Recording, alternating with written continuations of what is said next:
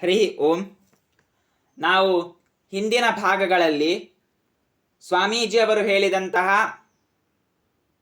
ಈ ದೇಶವನ್ನು ಕಟ್ಟಲಿಕ್ಕೆ ಇರುವಂತಹ ಸಮಸ್ಯೆಗಳ ಬಗ್ಗೆ ನಾವು ತಿಳ್ಕೊಂಡ್ವಿ.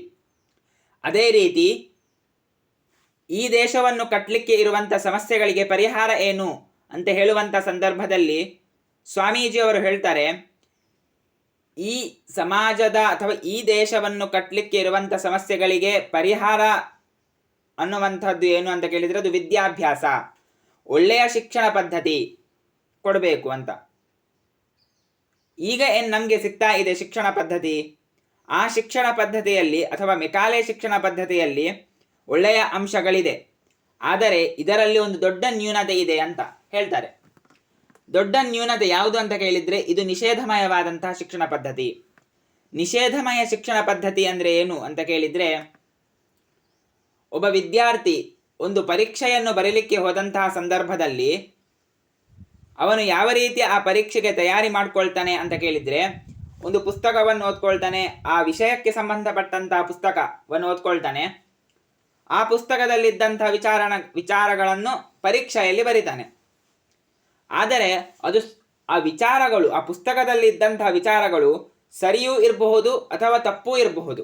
ಅದನ್ನು ವಿಮರ್ಶೆ ಮಾಡಲಿಕ್ಕೆ ಅವನು ಹೋಗೋದಿಲ್ಲ, ಹೋಗಬಾರ್ದು ಕೂಡ. ಯಾಕೆ ಅಂತ ಕೇಳಿದರೆ, ಒಂದು ವೇಳೆ ಅವನ ಸ್ವಂತವಾದಂತಹ ಒಂದು ವಿಚಾರಗಳನ್ನು ತನ್ನ ಪರೀಕ್ಷೆಯಲ್ಲಿ ಬರ್ದ್ರ ಅಂತ ಆದರೆ ಅವನು ಮಾರ್ಕ್ಸ್ಗಳನ್ನು ಅಥವಾ ಅಂಕಗಳನ್ನು ಕಳ್ಕೊಳ್ತಾನೆ, ಅವನಿಗೆ ಪೂರ್ತಿಯಾದಂತಹ ಅಂಕಗಳು ಅದರಲ್ಲಿ ಸಿಗುವುದಿಲ್ಲ. ಆದ್ದರಿಂದ ಈ ರೀತಿಯ ಶಿಕ್ಷಣ ಪದ್ಧತಿ ಏನಿದೆ ಇದು ತಪ್ಪು ಅಂತ ಸ್ವಾಮೀಜಿಯವರು ಹೇಳ್ತಾರೆ. ಯಾಕೆ ಅಂತ ಕೇಳಿದರೆ, ಸ್ವಾಮೀಜಿಯವರೇ ಒಂದು ಕಡೆ ಹೇಳ್ತಾರೆ, ಯಾರೋ ಒಬ್ಬ ವ್ಯಕ್ತಿ ಏನೋ ಹೇಳಿದ್ನಂತ ಅದನ್ನು ಆ ರೀತಿಯಾಗಿ ಮಾಡುವಂಥದ್ದು ತಪ್ಪು ಅಂತ ಸ್ವಾಮೀಜಿಯವರು ಹೇಳ್ತಾರೆ. ಬದಲಾಗಿ ಅವನು ಹೇಳಿದಂಥ ವಿಚಾರ ಸತ್ಯವೋ ಅಥವಾ ಸುಳ್ಳೋ ಎಂದು ತಿಳ್ಕೊಂಡು ಆಮೇಲೆ ಆ ಆಚರಣೆಗಳನ್ನು ನಾವು ಜಾರಿಗೆ ತರಬೇಕು ಅಂತ. ಇದೇ ರೀತಿಯಾಗಿ ಶಿಕ್ಷಣದಲ್ಲಿಯೂ ಕೂಡ, ಶಿಕ್ಷಣದಲ್ಲಿ ನಾವು ಪುಸ್ತಕದಲ್ಲಿ ಏನು ಓದ್ತೇವೆ ಅದನ್ನು ಸರಿಯಾಗಿ ಅರ್ಥ ಮಾಡಿಕೊಂಡು ಅದು ಸರಿಯೋ, ಆ ವಿಚಾರಗಳು ಸರಿಯೋ ಅಥವಾ ತಪ್ಪೋ ಎಂದು ನಿರ್ಧಾರ ಮಾಡಿಕೊಂಡು ಆಮೇಲೆ ತನ್ನ ವಿಚಾರಗಳನ್ನು ಪರೀಕ್ಷೆಯಲ್ಲಿ ಬರೆದ್ರೆ ಅದಕ್ಕೆ ಒಂದು ಅರ್ಥ ಇದೆ, ಆ ಶಿಕ್ಷಣಕ್ಕೆ ಒಂದು ಅರ್ಥ ಇದೆ. ಆದರೆ ಏನನ್ನೂ ಯೋಚನೆ ಮಾಡದೆ ಕೇವಲ ಪುಸ್ತಕದಲ್ಲಿದ್ದಂಥ ವಿಚಾರಗಳನ್ನು ಮಾತ್ರ ಪರೀಕ್ಷೆಯಲ್ಲಿ ಬರೆದ್ರೆ ಈ ಥರ ಶಿಕ್ಷಣ ಪದ್ಧತಿಗೆ ಖಂಡಿತವಾಗಿಯೂ ಕೂಡ ಬೆಲೆ ಇಲ್ಲ ಅಂತ ಸ್ವಾಮೀಜಿಯವರು ಹೇಳ್ತಾರೆ. ಆದರೆ ಸುಮಾರು 200-300 ವರ್ಷಗಳಿಂದಲೂ ಕೂಡ ಈ ರೀತಿಯ ಶಿಕ್ಷಣ ಪದ್ಧತಿಯೇ ನಮಗೆ ಸಿಕ್ಕಿದೆ.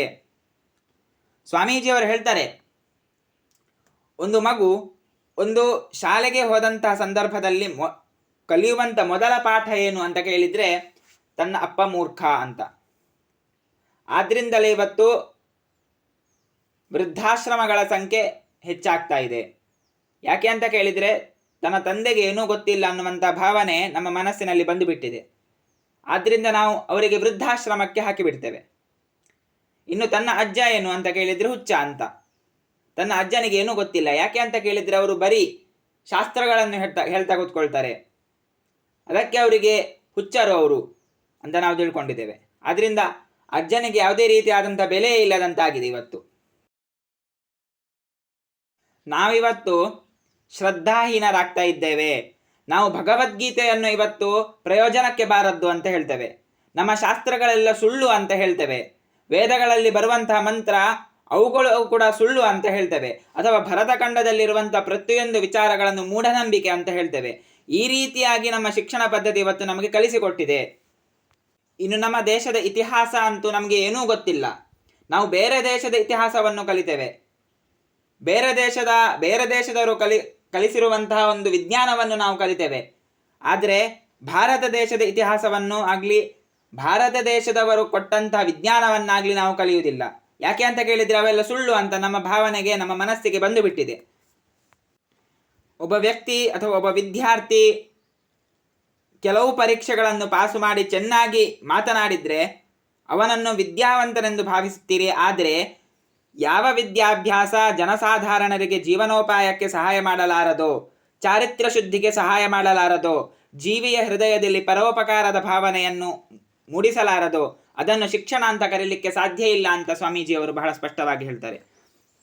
ಹಾಗಾದರೆ ನಿಜವಾದಂತಹ ಶಿಕ್ಷಣ ಪದ್ಧತಿ ಯಾವುದು ಅಂತ ಕೇಳಿದರೆ, ಯಾವ ಶಿಕ್ಷಣ ಶುದ್ಧ ಚಾರಿತ್ರ್ಯವನ್ನು ಮೂಡಿಸ್ತದೆಯೋ, ಯಾವ ಶಿಕ್ಷಣ ಮಾನಸಿಕ ಶಕ್ತಿಯನ್ನು ವೃದ್ಧಿ ಮಾಡಿಸ್ತದೆಯೋ, ಯಾವ ಶಿಕ್ಷಣ ಸ್ವತಂತ್ರವಾಗಿ ಆಲೋಚನೆ ಮಾಡುವಂತಹ ಒಂದು ಸ್ಥಿತಿಗೆ ಬರ್ತೇವೆಯೋ ಆ ಶಿಕ್ಷಣವನ್ನು ನಿಜವಾದಂತಹ ಶಿಕ್ಷಣ ಅಂತ ಹೇಳ್ಬೋದು. ಒಟ್ಟಾರೆಯಾಗಿ ಹೇಳುವುದಾದ್ರೆ ಧರ್ಮವೇ ಶಿಕ್ಷಣದ ಸಾರ ಅಂತ ಸ್ವಾಮೀಜಿಯವರು ಹೇಳ್ತಾರೆ. ಶಿಕ್ಷಣ ಅಂತ ಕೇಳಿದ್ರೆ ಒಂದು ಸಮಾರಂಭದ ಊಟದ ಹಾಗೆ ಅಂತ ಹೇಳಿದ್ರೆ, ಸಮಾರಂಭದ ಊಟದಲ್ಲಿ ಅನ್ನ ಅನ್ನುವಂಥದ್ದು ಇರ್ತದೆ, ಅನ್ನದ ಜೊತೆಗೆ ಉಪ್ಪಿನಕಾಯಿ ಪಲ್ಯ ಅನ್ನುವಂಥದ್ದು ಇರ್ತದೆ. ಆದರೆ ಅನ್ನ ಅನ್ನುವಂಥದ್ದು ಇರದೆ ಕೇವಲ ಉಪ್ಪಿನಕಾಯಿ ಪಲ್ಯ ಅಥವಾ ಬೇರೆ ಇನ್ನೇನು ಇದ್ರೆ ಅದನ್ನು ಪರಿಪೂರ್ಣವಾದಂಥ ಊಟ ಅಂತ ಹೇಳಿಕ್ಕೆ ಸಾಧ್ಯವಾ? ಇಲ್ಲ. ಅನ್ನ ಅನ್ನುವಂಥದ್ದು ಮುಖ್ಯ. ಅದೇ ರೀತಿ ಶಿಕ್ಷಣಕ್ಕೆ ಧರ್ಮದ ಒಂದು ವಿಚಾರಗಳು ಅನ್ನುವಂಥದ್ದು ಮುಖ್ಯ. ಅದರ ಜೊತೆಗೆ ಬೇರೆ ಇಲ್ಲ. ಪಾಶ್ಚಿಮಾತ್ಯ ಒಂದು ವಿಜ್ಞಾನ ಏನಿದೆ ಅದು ಸೆಕೆಂಡರಿ.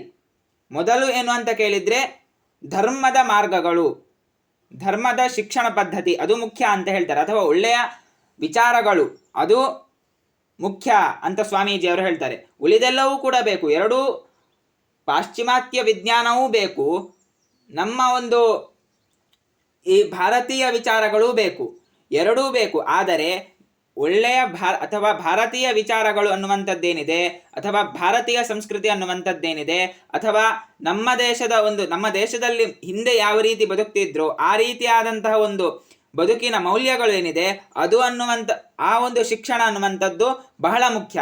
ಅದರ ಜೊತೆಗೆ ಉಳಿದೆಲ್ಲವೂ ಕೂಡ. ಇದನ್ನು ನಿಜವಾದಂತಹ ಶಿಕ್ಷಣ ಪದ್ಧತಿ ಅಂತ ಹೇಳ್ಬೋದು. ಅದಕ್ಕೆ ಸ್ವಾಮೀಜಿಯವರು ಹೇಳ್ತಾರೆ, ನಮ್ಮ ಒಂದು ಶಿಕ್ಷಣ ಪದ್ಧತಿಯಲ್ಲಿ ನಮ್ಮ ದೇಶದಲ್ಲಿ ಹುಟ್ಟಿದಂತಹ ಶಾಸ್ತ್ರಗಳು, ನಮ್ಮ ದೇಶದಲ್ಲಿ ಹುಟ್ಟಿದಂತಹ ಗ್ರಂಥಗಳು, ಅದರ ಬಗ್ಗೆ ಅಧ್ಯಯನವೂ ಆಗಬೇಕು. ಪಾಶ್ಚಿಮಾತ್ಯದ ವಿಜ್ಞಾನವೂ ಕೂಡ ಇದರ ಜೊತೆಗೆ